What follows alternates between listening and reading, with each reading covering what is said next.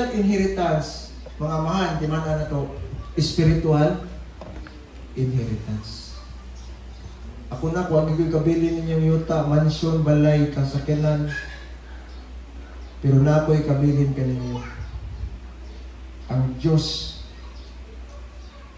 na naa sa Biblia, inyong nasabtan, inyong nadawat, o inyong alagaran. So, godly fathers live a God-honoring legacy. Dili material inheritance, pero unsa? Spiritual legacy. Inheritance. Panununod ng espirituhanon, dili panununod nga Material. na nagpa-appraise na ko, ang balibad ko, naguman dito sa Baguio. Na nagpa-appraise na ko, ipa-appraise ko na yung tanang perverti, lipay kay ko, kaya ko mga 5 o 4. Ang certified true copy, ang title. Ilang na yung mong title, sir? Kinagan ba ninyo taa? Usa ka, nga baga kayo, puros na title sa yuta. Na ay Carmen, na ay Ubay, na ay Tagbilaran, na ay Dawis.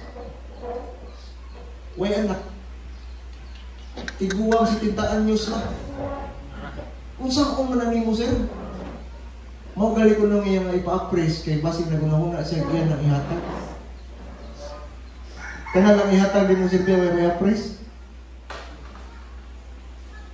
Usa nga mga dato sa Tagbilaran. Kana mga nganja street. Kaya ito nag-una sa Tagbilaran mo tuyo. Dagkan kay Yutas Carmen. Kasi balibad ko din yung madag-appraise. Diyan yung matabang. Daghan kayo siya kapangan sa kalibutan. Gani, iya pang ipaabangan ang uban, ang mga building nga karaan diri sa Tagbilaran. Pero way anak.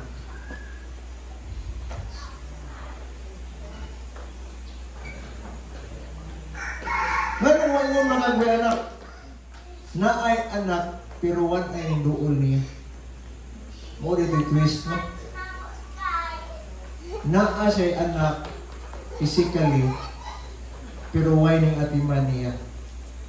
Di kuno siya ganahan maadto siya mga anak. Gusto niya idumita na niya. Di mo na pwede siya sa balaod mapilin man gyud ka. Di mo na pwede na yung anak mo siluhan.